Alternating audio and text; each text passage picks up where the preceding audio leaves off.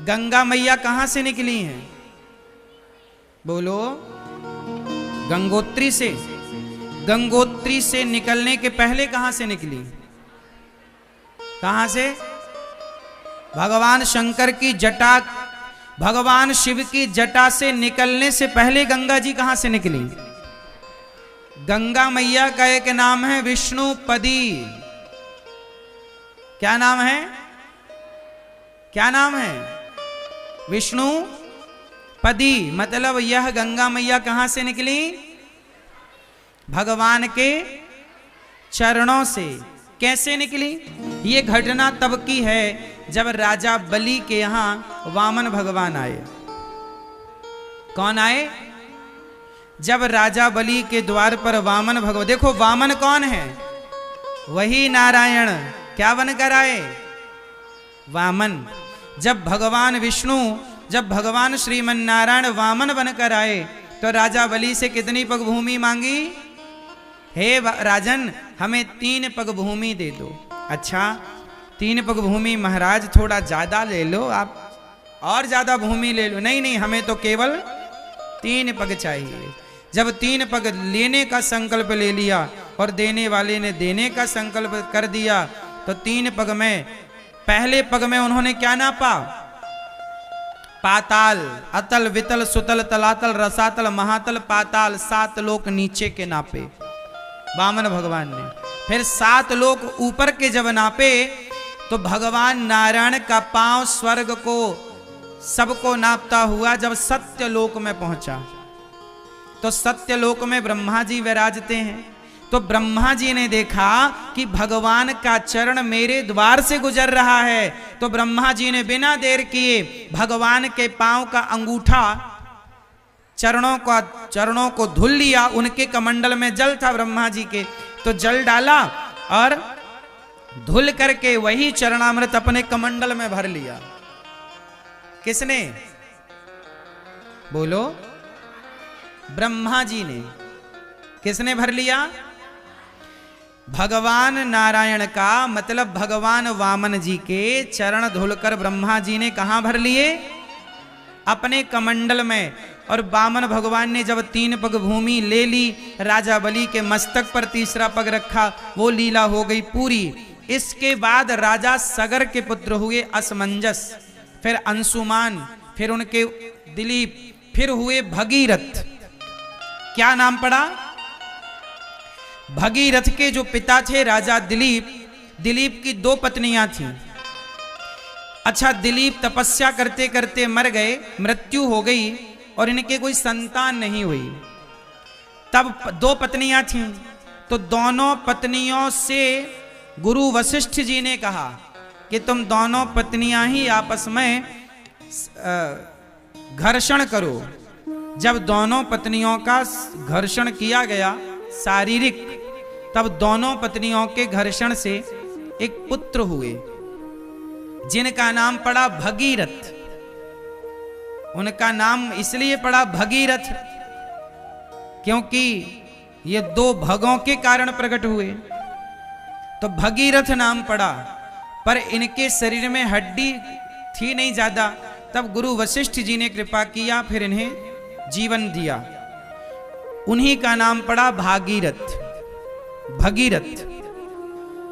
तो फिर भगीरथ जी ने तपस्या करी, और भगीरथ जी ने जब तपस्या की तो उनके तपस्या के प्रभाव से ब्रह्मा जी प्रकट हुए।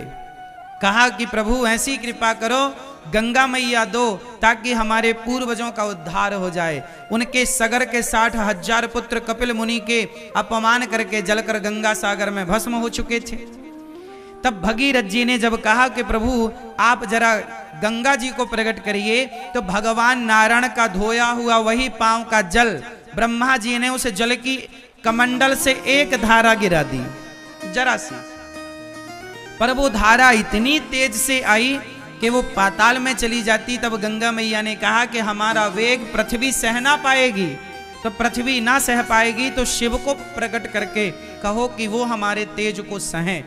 तब भगीरथ जी ने शिव को प्रसन्न किया, और शिव ने कहा कि भगवान का चरणामृत है गंगा, तो प्रभु के चरणामृत को तो भक्त अपने माथे पर सजाता है। तो गंगा मैया को भगवान शिव ने अपने माथे पर सजाया और वही वेग से जब शिव जी की जटाओं में गई, फिर शिव जी ने उन्हें धीरे से छोड़ा। और जब धीरे से छोड़ा तो गंगा मैया को हरिद्वार के ऊपर एक साधु रहते थे जिनका नाम था जन्नू ऋषि। क्या नाम था? जन्नू ऋषि। तो जन्नू ऋषि ने गंगा जी ने बाबा जी की कुटिया बहा दी। बाबा जी तपस्या कर रहे थे, गंगा जी आई भगीरथ जी के पीछे पीछे, तो उनकी कुटिया बह गई। अरे बाबा जी ने कहे, कौन हो, हमारी कुटिया बहा दी, यहां। जन्नू बाबा गंगा जी को पी गए, बम, गंगा जी हो गई बम। अब भगीरथ जी बोले, हे भगवान, ब्रह्मा जी को प्रकट किया, शिव को प्रकट किया, और बाबा जी पी गए, पूरी गंगा पी गए। हे महाराज, हमारे पूर्वजों का उद्धार कैसे होगा, थोड़ा कृपा करो। तब जन्नू ऋषि ने अपनी जांघ से गंगा जी को प्रकट किया, इसलिए गंगा जी का एक नाम है जाह्नवी। गंगा मैया का एक नाम क्या है? जाह्नवी। फिर गंगा मैया वहां से चली तो आगे 7 हरिद्वार के ऊपर ना 7 बाबाओं की कुटिया थी, सप्त ऋषियों की। तो गंगा जी को लगा कि एक बाबा की कुटिया बहाई तो पी गए, यहां 7 साधु हैं, यदि बहा देंगे तो फिर तो निकलेंगे भी नहीं। तो गंगा मैया ने 7 संतों की कुटिया को बचाते हुए आगे बढ़ी, तो गंगा मैया की 7 धाराएं हो गईं। तो हरिद्वार के ऊपर गंगा मैया की कितनी धाराएं हैं? 7 धारा है। वो 7 ऋषियों को बचाने के कारण हो गई। फिर वही गंगा मैया जब चली तो चलती चलती चलती चलती जब वो प्रयाग पहुंची तो गंगा मैया के सामने प्रयाग में भी एक संकट आकर खड़ा हो गया। प्रयाग में गंगा मैया आगे नहीं बढ़ी, गंगा मैया हाथ जोड़ के खड़ी हो गई। किसके सामने? बोलो बोलो। यमुना मैया के सामने। क्यों? क्योंकि यमुना मैया कौन है भगवान की? जोर से, जोर से। यमुना मैया है भगवान की पत्नी। भगवान कृष्ण की चौथी कौन है? यमुना मैया भगवान कृष्ण की चतुर्थ पटरानी है। यमुना मैया कौन है? विरजा नदी। बैकुंठ में एक नदी है विरजा, वही विरजा महारानी भगवान कृष्ण की लीला के समय यमुना महारानी बनकर प्रकट हुई और भगवान श्री कृष्ण की पत्नी है यमुना। यमुना मैया कौन है भगवान की? जोर से। अच्छा, यमुना मैया प्रयाग से पहले से जा रही थी, पहले से बह रही थी। तो प्रयाग राज्य में जब यमुना महारानी का दर्शन हुआ तो गंगा मैया हाथ जोड़ के खड़ी हो गई। अच्छा, गंगा मैया है भगवान की दासी, भगवान के चरणों से निकली हैं।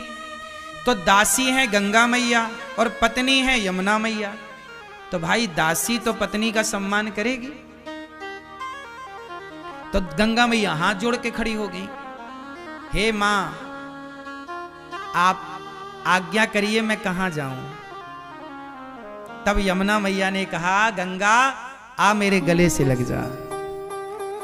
तब गंगा मैया को यमुना जी ने अपने गले से लगाया और गंगा मैया ने कहा, यमुना मैया ने कहा, बहन आज से आगे की यात्रा अब तू करेगी, आगे तेरे नाम से जाना जाएगा, मैं अपनी यात्रा यहीं पूरी करती हूं।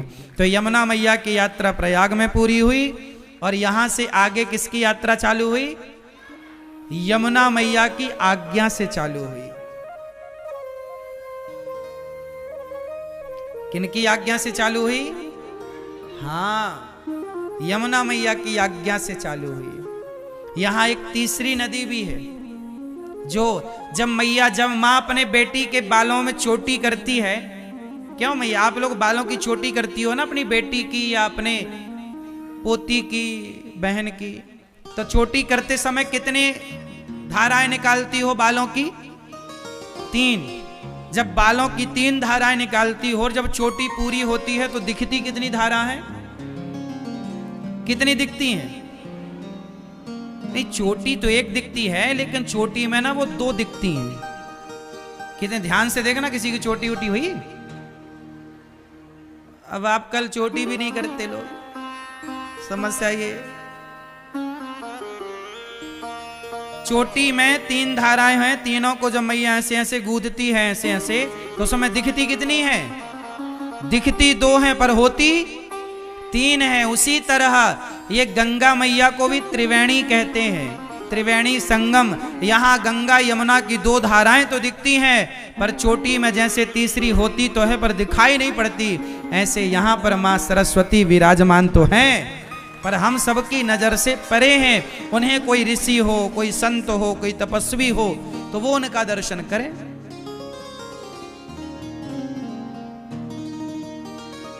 बात उन दिनों की है जब वेद व्यास जी, आपने देखा होगा सरस्वती मैया कहां से निकली हैं? बोलो। बद्रीनाथ जी, वहां पर एक गुफा है, व्यास गुफा। कौन गुफा? जहां पर वेद व्यास जी ने बैठकर 18 पुराणों की रचना की। वहां पर सरस्वती मां बहती हैं और अच्छी बहती हैं। दास अनिरुद्ध ने भी दर्शन किया, आप में से बहुत लोगों ने दर्शन भी किया होगा। तो एक बार क्या हुआ कि सरस्वती माता, उनकी जो झलकोर थी, जो बहाव था और हिचकोले मार रही थी, तो व्यास जी कुछ लिख रहे थे, तो बार बार सरस्वती माता हिचकोलों से जल उनके ऊपर फेंक रही थी। तो व्यास जी ने कहा है सरस्वती थोड़ा शांत रहो, मैं लेखन कर रहा हूं, तुम शोर कर रही हो, थोड़ा शांत रहो। अच्छा, वहां मैया का बड़ा शोर भी था आगे, तो पर सरस्वती मां को पता नहीं क्या सूझा, वो लीला थी। सरस्वती माता हिचकोले मारती रही, हिलकोरे मारती रही और शोर बना रहा। व्यास जी ने गुस्सा में, क्रोध में आकर, अरे तुम बात नहीं सुन रही हो, हम लिख रहे हैं और तुम शोर कर रही हो और छींटे भी मार रही हो, पानी आ रहा, जाओ हम तुम्हें श्राप देते हैं, तुम अंदर चली जाओ जमीन के अंदर, तुम ऊपर ऊपर नहीं, अब अंदर अंदर रहना। तो व्यास जी के कारण सरस्वती मां, फिर वहां से थोड़ी दर्शन होता है उनका, थोड़ा सा दर्शन होता है और उसके बाद से फिर वो धारा ऊपर की जगह नीचे से चल पड़ती हैं और वही धारा प्रयागराज जी पहुंचती हैं और यहां संगम होता है। इसलिए प्रयाग में कितने अक्षर हैं? प्रा या ग। प्रा मतलब छिपी हुई, प्रा मतलब पृथ्वी के नीचे छिपी हुई। कौन? सरस्वती। प्रा, या से यमुना, प्रयाग। गा से 3 अक्षर हैं और तीनों अक्षर तीनों नदियों का प्रमाण दे रहे हैं। प्रयाग, प्रा मतलब पृथ्वी पर छिपी हुई, पृथ्वी पर छिपी हुई माता सरस्वती। प्रा, या मतलब यमुना, गा मतलब, हाँ। अब देखो यहां पर तीनों का क्रम देखिएगा, पहले कौन है? पहले है सरस्वती, इसलिए प्रा। फिर दूसरे नंबर पर है यहां यमुना जी, या प्रा या। गंगा जी सबसे बाद में आई, भागीरथ जी के कहने से आई, उनके साथ आई, भगवान की चरण पदी है। तो गा आखिरी में है, प्रयाग आखिरी में क्या है? गा, गंगा। तो यहां पर मां भगवती यमुना जी ने गंगा मैया को अपने गले से लगाकर उन्हें सम्मानित किया, उनका मान बढ़ाया। ऐसे धाम में हम लोग बैठे हैं जहां गंगा, यमुना और मां सरस्वती का संगम है। देखिए इसी संगम में आज हमारा और आपका भी संगम हुआ, मिलन हुआ।